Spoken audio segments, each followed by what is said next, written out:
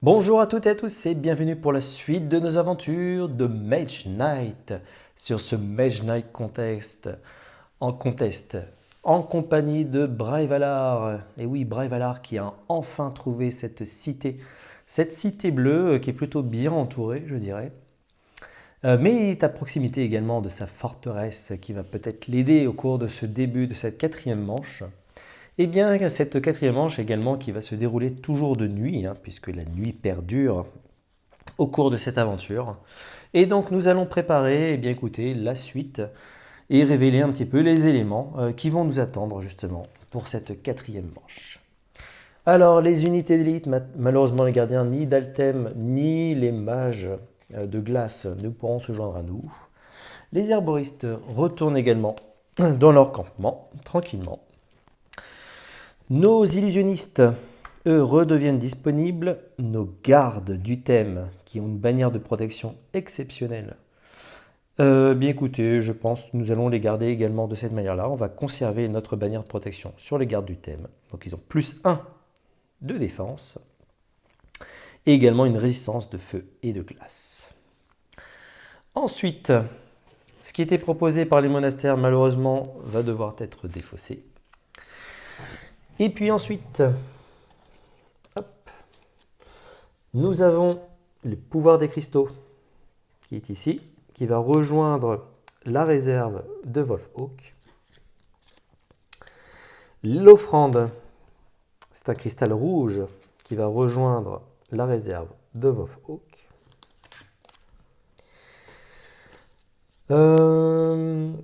Chevalerie. C'est de l'attaque, c'est intéressant. À ce stade, le mouvement... Ouais, de toute façon, il n'y a pas vraiment de mouvement supplémentaire ici. Donc on va les garder. Embuscade, très bien. Et puis tourbillon. Tourbillon, c'est intéressant aussi de le garder, je pense. Même si c'est un blanc.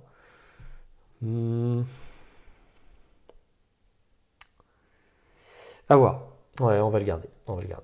On pourrait faire tourner, justement, on a une variante sur ces manches, en tout cas, sur ce chapitre 2 qui nous permettrait de renouveler un peu plus. Néanmoins, c'est intéressant. Je pense que retirer tourbillon, ouais, ça serait un petit peu un inconvénient pour la suite. Ok, et puis nous avons quand même 3 monastères. 3 monastères, un ici, un là, et puis un au milieu du désert. D'ailleurs, je pensais justement peut-être à du mouvement ici, en passant justement par l'arrière, pour aller attaquer notre forteresse. Ouais, ça peut être pas mal aussi, plutôt que de passer par l'avant. À voir ce qui est possible. Néanmoins, qu'est-ce que je voulais dire? Oui, donc 3 monastères, et donc 3 possibilités d'apprendre, faire de la régénération, faire du bouclier de glace, ou faire les chemins de traverse. Ah oui, extrêmement intéressant, effectivement. C'est 6 points d'influence pour aller s'entraîner justement dans le monastère pour acquérir ce type de carte. Nous allons également avoir finalement des unités. Donc 2 unités d'élite et une unité régulière. La première unité d'élite, ce sont des héros. Waouh! Que nous pouvons recruter en plus au niveau d'une forteresse ou d'un village. Pas mal du tout. Ok. Unité régulière, des golems gardiens. Attaque ou parade 2. Des parades de feu 4, parades de glace 4. Ok, très intéressant également au niveau des tours. Et puis, une catapulte uniquement au niveau des forteresses. Attaque de siège 3, attaque de siège de feu 5 ou attaque de siège de feu de glace 5. Unité également extrêmement puissante. Effectivement, très intéressante également pour nous. Nous allons relancer la source pour cette nuit. Et donc c'est du blanc et du noir qui tombent. Ok. Ensuite, nous allons finalement remélanger le deck de Wolfhawk qui pour l'instant nous a été plutôt favorable, je dirais. Ouais, ouais, c'est plutôt pas mal là. Elle nous a pas trop surpris dans le rythme, on a plutôt bien mené, on a toujours démarré finalement. Elle nous a quand même collé au basket, je dirais, mais sans trop nous mettre la pression. Donc ça va plutôt bien. Bon, elle est relativement bien équilibrée maintenant dans ses réserves. Elle a 2 blancs, 2 rouges et 2 bleus. Donc il n'y a que le vert qui pourrait nous soulager légèrement. Ok, donc ça c'est bon pour Wolfhawk. Nous également, nous sommes enrichis de nombreuses cartes d'action avancée, d'artefacts également, et même de sorts. Voilà.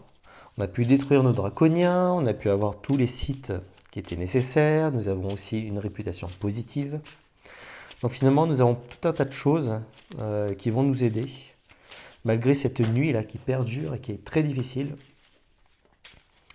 On a quand même ce qu'il faut, je pense, pour conquérir cette cité, et ça serait notre but, cette cité au cours de cette manche. Ça serait parfait. En niveau timing, pour revenir, je dirais tranquillement, et il va falloir faire énormément de mouvements pour revenir jusqu'au portail. Voilà. Donc notre deck va de nouveau être mélangé. Il va falloir se acquérir certainement de nouvelles unités, à mon avis. On va pas avoir le choix. Hop, voilà. Ok, nous y sommes. On va piocher notre main de départ. Donc nous sommes à 6. Ici, nous avons plus 2 cristaux verts, un cristal rouge. Donc nous sommes à 6 plus 2 puisque nous avons une forteresse et une deuxième ici. Donc nous sommes à 8. Alors là, ce coup-ci, il ne faut pas que je me trompe comme la dernière manche. C'est bien 8. 1, 2, 3, 4, 5, 6, 7 et 8. On va aller regarder ensemble. Alors, une rage. Ok. Boule explosive. Parfait, de l'attaque. Une promesse, de l'influence. Justement, en plus, on a du blanc. C'est plutôt bien tout ça. Une marche du mouvement. Oui, ok. De la rage. Corps de la colère, de l'attaque. Une célérité du mouvement. Une concentration. Ok. Pour booster potentiellement des capacités. Et puis voilà. Donc je pense qu'on a tout ce qu'il nous faut pour faire notre marché, je dirais. Ah, c'est pas mal ça. C'est pas mal du tout. Ok. Alors comment on va exploiter tout ça? Comment va-t-on exploiter tout ça? On va voir. On va le voir. Mais déjà, notre Wolfhawk. Et oui, encore une spécificité de ce scénario. On va choisir en premier. Qu'est-ce qu'il va nous prendre? Allez, celle-ci. Méditation nocturne. Ok. Donc niveau 4. Et nous, qu'est-ce qu'on va choisir? Donc soit au crépuscule, soit une longue nuit, qui nous permettrait, si jamais notre deck est épuisé, de remélanger. Notre défaut, c'est de remettre 3 cartes au hasard dans notre deck. Ou des provisions. Je pense notamment à cette dernière-là, puisqu'on va attaquer justement une cité. Faire notre provision tranquillement, même si on commence après Wolfhawk. Ça nous permettrait d'avoir toutes nos capacités en fait pour essayer d'attaquer et de détruire cette cité. Enfin, de détruire finalement les ennemis qui sont dans cette cité. Donc une provision, ok. On va garder ça. En revanche, donc méditation nocturne reviendra dans l'offre. En revanche, nous commençons en deuxième. Ok. Et donc c'est Wolfhawk qui démarre. 1, 2 et 3. C'est du vert. Waouh! Eh ben dis donc, on a beaucoup de chance. C'est le début de notre tour. Donc au début de notre tour, nous choisissons une des options. Placer la première carte de notre deck joueur face cachée sous cette carte. C'est ce que nous faisons. Ou alors ensuite, on aura le choix de retourner cette carte et de prendre tout ce qui est en dessous. Pour l'instant, on reste comme ça. Ok. Alors, qu'est-ce qu'on va pouvoir faire? Il faudrait, dans l'idéal, retourner au niveau de notre forteresse et essayer de prendre le maximum d'unités. Donc il va falloir garder un petit peu de mana de la source, notamment pour faire une promesse boostée. Voir avec la concentration, ça nous permettrait d'avoir une promesse, déjà une influence de 6. Les héros, on pourrait les recruter éventuellement, ils ont déjà un x2 sur notre influence positive, donc on a déjà 2. 2 plus 6, ça fait 8, il nous manquerait plus qu'un. C'est tout à fait possible. Mais normalement, il va falloir bouger également. Utiliser le minimum de cartes pour faire ça. Donc on va faire une marche. On va faire une marche boostée au vert. Donc ça nous fait 4 points de mouvement. 4 points de mouvement, ça nous permet de revenir. Alors est-ce qu'on fait ça ou est-ce qu'on fait autre chose?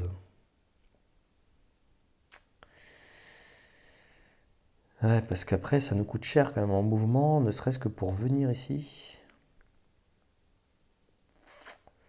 Ça nous fait dépenser énormément de mouvement, tout ça. Ici on a un village dans lequel on peut également recruter les héros. Mais il y a eux qui vont tomber sur notre chemin. Si on s'approche au moins de 1, on va peut-être pouvoir les attaquer. Mais il va falloir encore beaucoup de mouvements pour arriver jusqu'ici, pour recruter. Là, on a les cartes de recrutement qui nous vaut bien, donc je pense qu'on va le faire. On retourne malgré tout, ouais, on va perdre un peu de mouvement. Alors ça nous coûte très très cher en mouvement là. Attention les yeux. Et puis en plus, on va jouer encore du mana vert. Donc une concentration. Et oui, on dépense beaucoup là. On dépense beaucoup de cristal. Boosté sur une promesse, donc ce qui nous fait 6 points d'influence. Plus 2 vis-à-vis des héros, je pense. C'est ce qui est plus intéressant. Les catapultes aussi sont intéressants, c'est vrai. C'est vrai que les héros, il faut dépenser de l'influence aussi, il ne faut pas l'oublier, pour qu'ils puissent nous suivre. Ouais, je me fais pas trop de doute là-dessus.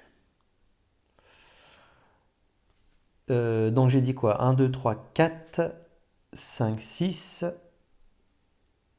5, 6, 7, 8, il nous manque plus qu'un. Il nous manque un, on va garder du mouvement, on va dépenser une rage. Et donc les héros viennent nous rejoindre. Ok. Donc effectivement, ils vont nous coûter peut-être un petit peu aussi au niveau de l'influence. Malheureusement, je n'ai plus assez d'influence. Ouais, il aurait fallu que je dépense encore, mais là, j'ai plus assez. Donc du coup, on va s'arrêter là. Hop. On a dépensé quand même pas mal de verre, et oui. C'est comme ça, c'est pas grave. Faut pas hésiter des fois à dépenser un petit peu. Le but là, de toute façon, ça va être d'aller rejoindre la cité. Donc ça va être compliqué. Ça va être compliqué malgré tout pour faire énormément de mouvements. Alors 1, 2, 3, 4. On va repiocher 4 4 supplémentaires. 1, 2, 3 et 4. Et Stavolfhawk. 1, 2 et du vert encore. Bah dis donc. Pouf. Nous sommes vernis. Provision, nous allons rajouter de nouveau une carte sous notre provision. Là, on fait que de la préparation, quasiment. Alors, boule explosive, rage, corne de la colère, célérité, endurance, du mouvement, tempête de neige. Très bien ça, pour venir à bout d'un ennemi qui pourrait nous empêcher là d'arriver. Tranquillité, source de mana. Ouais, parce que là, on n'a pas forcément le mana qui va bien.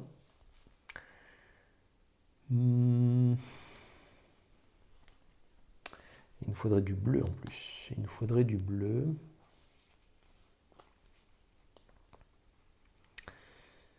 Deux jetons bleus, ça serait parfait ça. Ça serait parfait. Alors, on va utiliser tranquillité pour piocher une carte. Cristallisation. Ok. On va faire une source de mana boostée. Prenez un dé de mana de la source et placez-le sur la couleur de votre choix, sauf or. Gagnez 2 jetons de mana de cette couleur. Ne relancez pas ce dé lorsque vous le remettez dans la source. Donc je vais prendre le blanc qui est ici, je vais le transformer en bleu. En bleu, bleu, bleu, bleu, bleu, il est ici. Je gagne 2 jetons. Voilà. 2 jetons qu'il faut utiliser absolument à ce tour-là, sinon nous perdons, hein, bien entendu, l'atout. Donc ici, on va utiliser notre endurance. Un mouvement de 4. Alors combien il nous faut de mouvement d'ailleurs? Combien il nous faut de mouvement? Il nous faut 4, 8 points de mouvement pour arriver jusqu'ici. Et après essayer de détruire cette créature. 8 points de mouvement. Ok. 8 points de mouvement.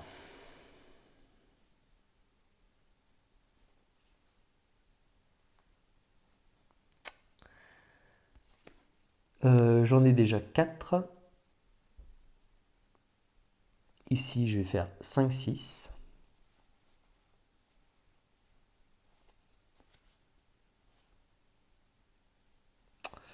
« 5, 6, 7, 8. » Ouais, tant pis.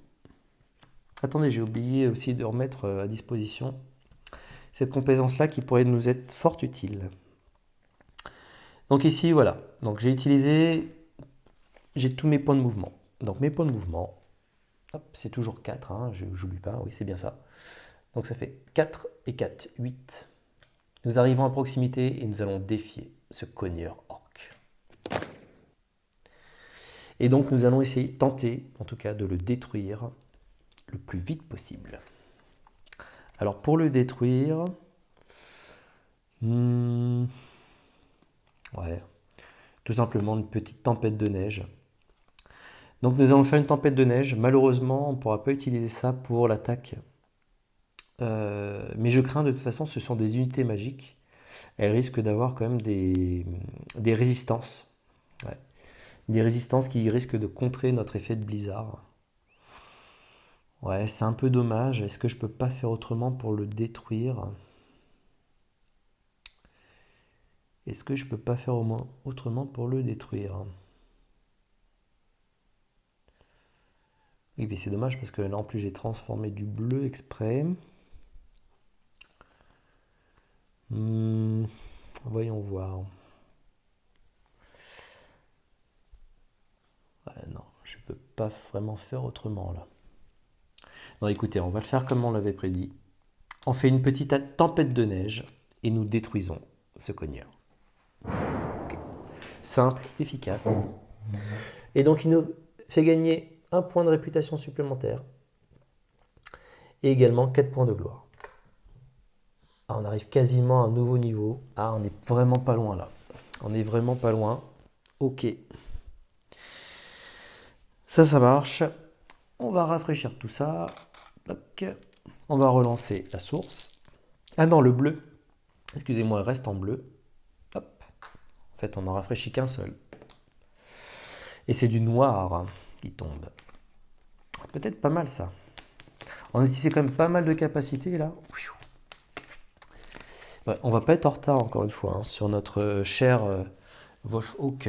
Notre cher Wolfhawk. Ok, il nous reste 2 cartes en main. Malheureusement, on a une main à 6 maintenant. Alors, on a pu cet effet booster.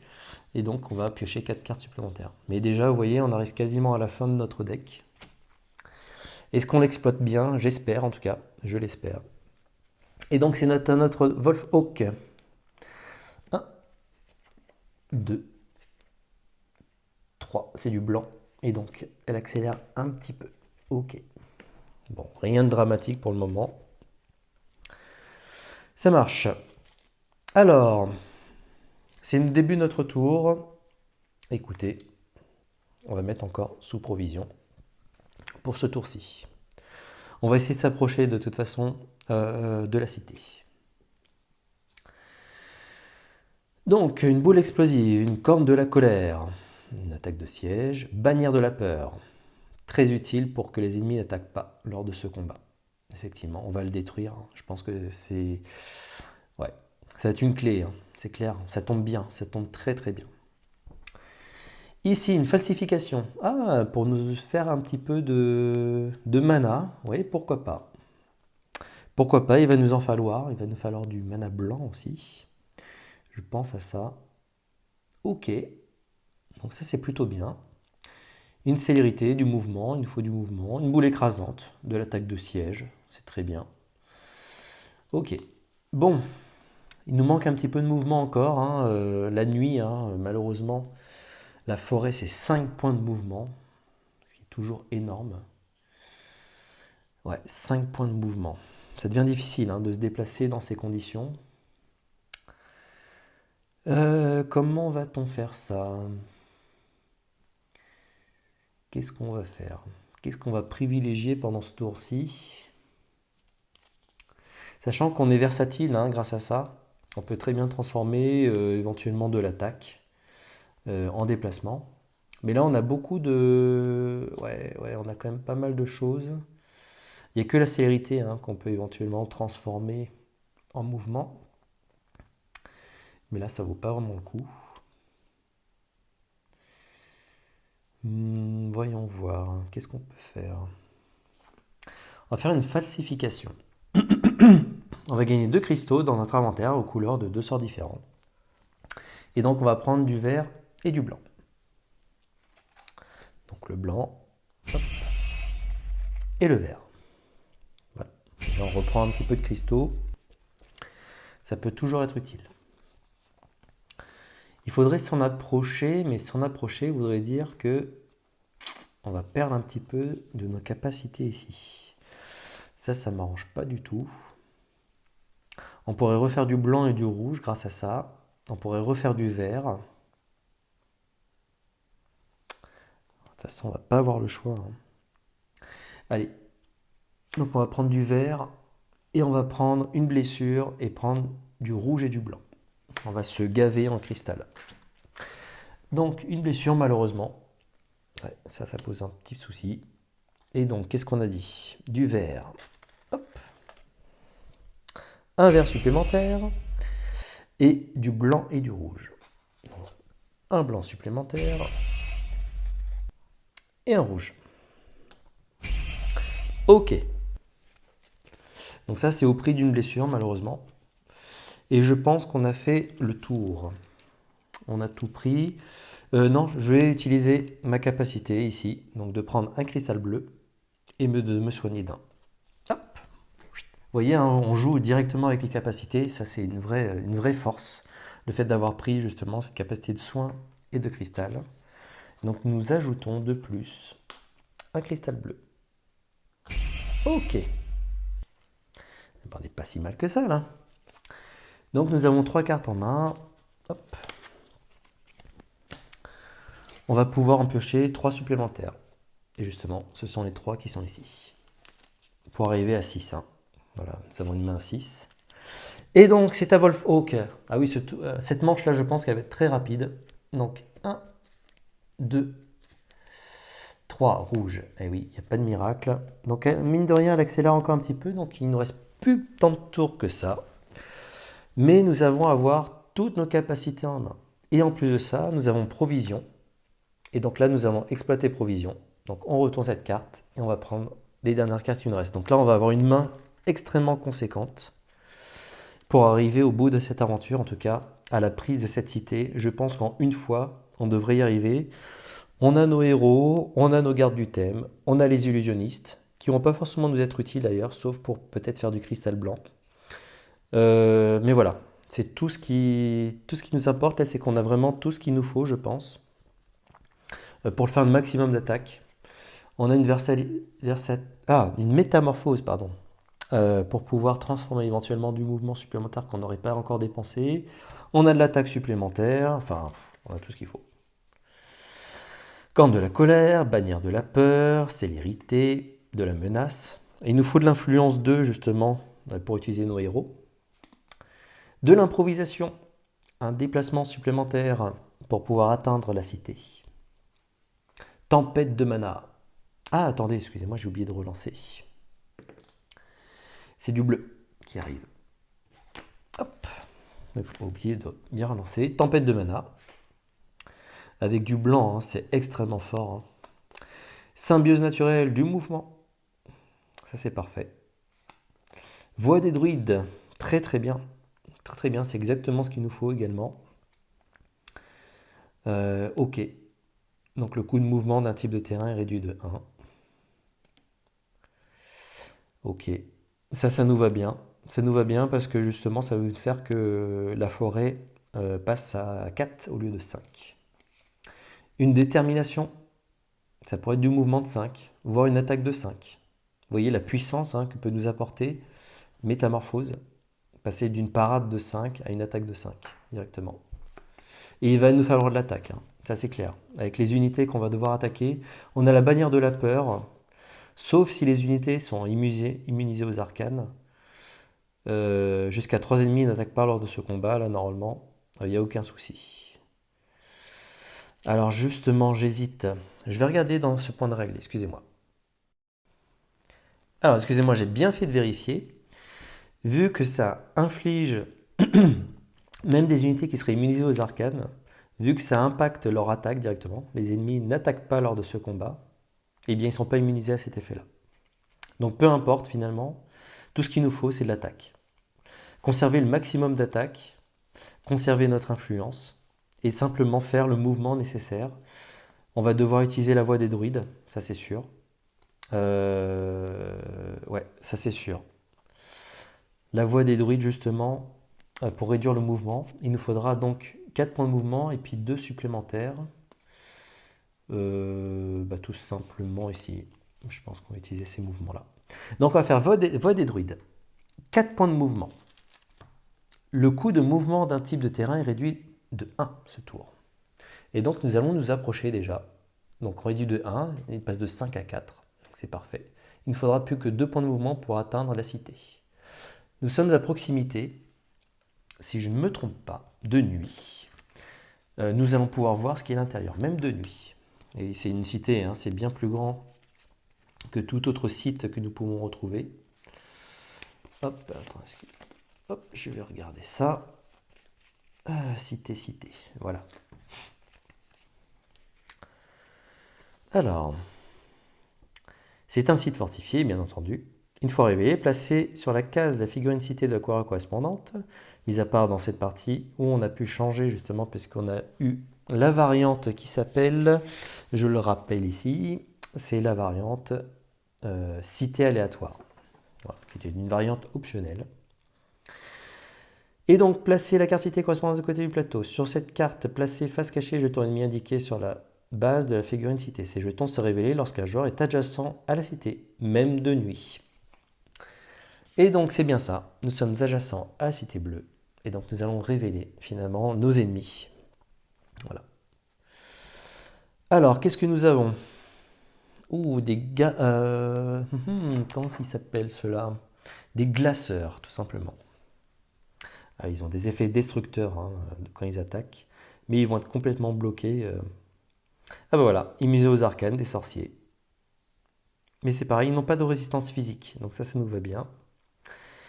Et un golem de feu, je pense, voilà, tout simplement. Par contre, ils ont une résistance physique. Et ben c'est tout à fait jouable tout ça. Ça me paraît pas mal. Sachant qu'ils ne vont pas attaquer grâce à notre artefact, qui est tout à fait énorme. Énorme dans son pouvoir. On va rajouter 2 points de mouvement. Et les 2 points de mouvement, regardez-moi ça. Notre Brave Valar s'en va à la conquête de cette forteresse, de cette cité. La fameuse cité que le Conseil du Néant nous a demandé de prendre d'assaut. Et donc nous allons nous retrouver face, hop, je vais rapprocher tout ce petit monde. Voilà, notre Brave Valar se trouve face à ses ennemis. Et donc les ennemis, hop, voilà, nous allons les attaquer. Donc ça c'est parfait. On va les mettre un petit peu plus haut. Voilà. On a tout ce qu'il nous faut. Ensuite, nous allons utiliser... Alors, nous attaquons une cité. N'oublions pas, nous devons réduire de 1 notre réputation. Ça ne faut jamais l'oublier, effectivement. À chaque fois qu'on attaque un site fortifié, nous réduisons de 1, hein, puisque c'est jamais bien vu d'attaquer une cité, même par les habitants qui pourraient se dire, ben, ils nous libèrent finalement cette cité. Mais bon, c'est comme ça, c'est pas bien vu, donc on va éviter de le faire. Pour nos héros qui nous accompagnent, ici est bien mentionné, vous devez dépenser 2 points d'influence pour activer cette unité lors d'un assaut ou lors d'une attaque contre un autre joueur. Et donc nous utilisons une influence. Une influence de 2. Ok. Je vais la placer ici. C'est vrai que je manque un petit peu de place. Ensuite, donc nos héros nous suivent. Ensuite, une bannière de peur. Jusqu'à 3 ennemis n'attaquent pas lors de ce combat. Et donc nous allons la détruire pour effectuer cet effet. Et donc aucun ennemi ne nous attaque pendant ce combat. Donc ça c'est plutôt pas mal, je dirais. C'est plutôt pas mal. Ensuite, qu'est-ce qu'il nous faut? Qu'est-ce qu'il nous faut? Il nous faut de l'attaque. Il nous faut de l'attaque. Alors ça tombe bien, on en a plein. On peut même faire tempête de mana. Tempête de mana, écoutez, oui, c'est pas mal ça. C'est pas mal. Alors j'étais en train de réfléchir, il y a un petit orc aussi là, qui reste dans le coin, là, dans les parages. Je pense qu'on aurait ce qu'il faut en plus pour le détruire. On va regarder, on a un petit orc ici, là, qui pourrait se joindre également au combat, hein. Nous sommes dans la cité. On va déjà voir si nous pouvons détruire et s'il nous reste un petit peu d'attaque, peut-être, pour le détruire. Même s'il attaque, on a de quoi défendre, donc ça, il n'y a pas de souci. Tempête de mana, donc je rappelle ici, si je le booste au blanc, on relance tous les dés de la source et on peut utiliser jusqu'à 3 dés supplémentaires de la source. On peut utiliser tous les dés noirs ou or, hein, comme d'une mana de n'importe quelle couleur fondamentale. Ce qui peut être extrêmement puissant. Ça double tranchant, hein. C'est pas bien sûr sur quoi on va tomber.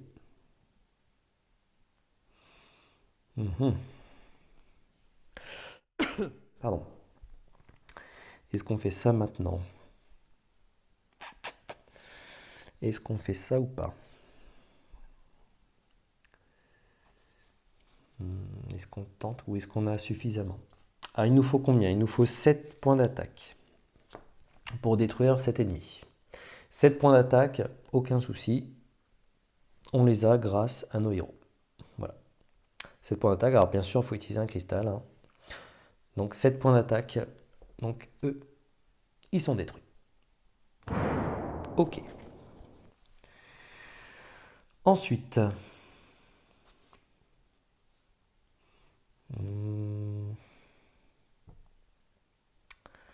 on peut utiliser éventuellement l'effet boosté là, de la corne de la colère. J'arrive pas à faire une mise au point. Voilà. Pour éventuellement détruire. Ouais, pour atteindre jusqu'à 8. Pour atteindre jusqu'à 8 pour détruire ce golem. Donc ça c'est bon, on aurait aussi ce qu'il faut pour le détruire. Et après il nous faudrait 6 points d'attaque.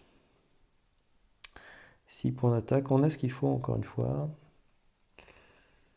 Mais est-ce qu'on peut cumuler? Est-ce qu'on aurait 10 points d'attaque par hasard? Oui, 10 points d'attaque, on les aurait ici.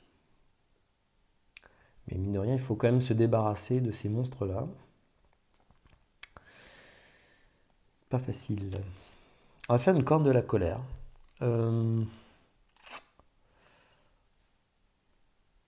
C'est dommage, il ne va pas nous manquer grand-chose, je pense. Pour venir à bout aussi de la petite créature supplémentaire, bon, c'est vraiment optionnel, hein. On n'est pas obligé. Donc on va essayer, donc on va faire une corne de la colère. Et donc on va faire son effet destructeur. Attaque de siège 5, et on peut ajouter jusqu'à plus 5 à cette attaque de siège. Pour chaque plus 1 ajouté, lancez un dé de mana, prenez une blessure pour chaque fois que vous obtenez un noir ou un rouge.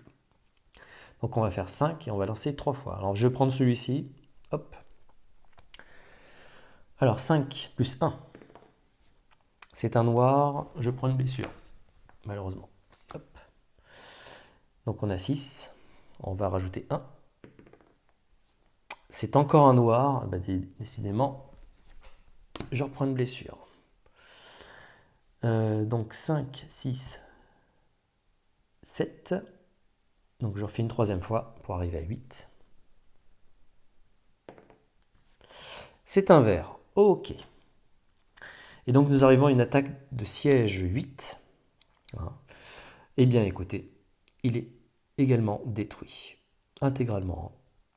D'ailleurs, j'aurais très bien pu... ouais, attendez, s'il nous reste suffisamment d'attaques. De toute façon, je le faisais, hein, ça n'y avait aucun souci. Mais vu que c'est une attaque de siège, je peux très bien l'utiliser en amont, d'utiliser mon pouvoir, là, qu'on a utilisé tout à l'heure, de destruction, justement, de la bannière de la peur. Pourquoi je dis ça? Parce que du coup, lui peut se joindre à nous. Il peut se joindre à nous et on décide que lui, il ne nous attaque pas, lui, il ne nous attaque pas et celui-ci ne nous attaque pas. Celui-là est détruit directement par une attaque de siège. Il n'a même pas le temps d'attaquer. Même s'il est dans un site fortifié, l'attaque de siège, de toute façon, surpasse. Il n'est pas doublement fortifié, donc il est détruit. L'avantage, c'est que de toute façon, nous avons maintenant ces deux créatures. Il nous faut une attaque de 10. Une attaque de 10, je pense que nous avons ce qu'il faut. On a ici une attaque de 5. Si nous boostons en rouge, il faut cependant défausser une carte pour ça. On va défausser Tempête de mana. Hop. Et ensuite, donc on a une attaque de 5. Et après, on a une parade ici, que je booste de 5 et que je métamorphose. C'est une carte de base. Hein. Je métamorphose pour avoir une autre attaque de 5, ce qui fait 10. Et je peux cumuler, pour 2 ennemis, je peux cumuler justement une attaque sans aucun problème. Alors, j'avais encore une attaque à distance, j'avais encore mes gardes du thème que je pouvais utiliser. Hein. Donc, je peux parfaitement les utiliser, voire même... ça fonctionne comme ça, de toute façon, ça marche très bien. Et donc, du coup, je tue les dieux. Alors, quand vous attaquez 2 ennemis d'un coup, ils partagent leur résistance. Pardon. Là, du coup, ils n'ont pas de résistance particulière face aux attaques. Donc, du coup, ils sont tous les deux détruits. Voilà, une magnifique combinaison. On aurait pu voir les choses autrement. On aurait pu attaquer éventuellement, avec l'attaque supplémentaire ici, notre célérité, notre parade pour faire une attaque. Enfin voilà, on avait toutes les possibilités imaginables. On aurait pu faire 2 attaques, hein, de toute manière, ici. Si on regarde bien, on avait une attaque de 5, j'en rajoutais 1, ça faisait 6. Plus une attaque de 5 ici, ça fait 4. Donc vous voyez toutes les possibilités là de destruction. Mais c'est tellement puissant, notamment par rapport à cet effet-là, la bannière de la peur, qui jusqu'à 3 ennemis n'attaque pas lors de ce combat. C'est tout à fait énorme. En tout cas, nous détruisons l'intégralité de toutes les créatures, donc ça c'est extrêmement fort. Nous positionnons ici, nous avons vaincu les 3 créatures de la cité. Et donc, nous positionnons 3 jetons boucliers qui nous permettront d'avoir 3 points d'influence. Donc ça, c'est plutôt bien pour notre Brave Valar. On va nettoyer un petit peu toute cette zone. Hop, je relance la source. C'est de l'or qui tombe. Ok. Hop. Ah bah dis donc. Donc là, on en a utilisé de la capacité, ça c'est clair. Hop, nickel. Nos héros, hein, ils ont été utilisés, bien sûr. Qu'est-ce qu'on n'a pas fait avec eux? Ce qu'on pourrait peut-être faire éventuellement... ouais, on va les utiliser simplement pour gagner un cristal blanc dans notre inventaire.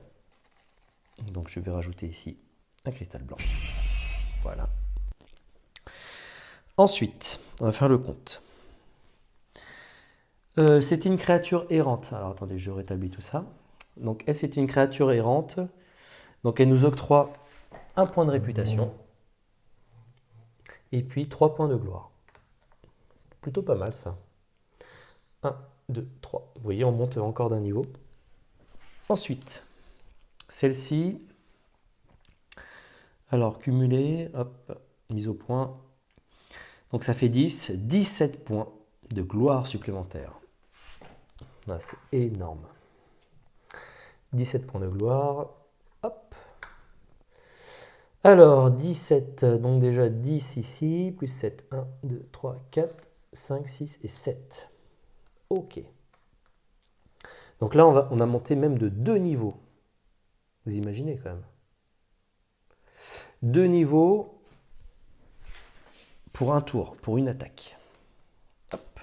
Tac, tac. Donc de 2 niveaux. Donc ça va changer quand même les choses. Hein. Donc notre Braveheart, il peut être fier de lui d'avoir conquis cette cité. C'était sa mission première. Maintenant, il va falloir qu'il reparte, effectivement, par le portail magique. Hein. Donc il a toute une route finalement à franchir. Mais on va monter de 2 niveaux. Alors déjà, on va faire notre première montée de niveau. Notre première montée de niveau, elle est ici. Alors, bon là, il n'y a pas trop de secrets. Qu'est-ce qu'on va faire? Ici, qu'est-ce qu'on a? On a chaîne d'éclairs, une fois par tour, attaque à distance de feu glacé 1 contre jusqu'à 3 ennemis différents. Ah ouais, très fort effectivement. Pour une prise de cité, mais on va plutôt s'atteler à la foudre. Une fois par manche, retournez cette tuile pour gagner un jeton mana bleu ou vert, ou un bleu ou rouge. Ok. Ça permettrait de nous booster éventuellement nos effets de déplacement. Donc c'est ce qu'on va prendre. Ok. Et l'autre reviendra ici dans l'offre. Et donc, ah oui, c'est assez intéressant aussi cette partie-là, celle de Wolfhawk. Alors, faites vos prières une fois par manche pendant un combat. Retournez cette tuile pour ignorer une capacité offensive ou défensive d'un jeton ennemi ou pour supprimer un élément de l'attaque d'un ennemi.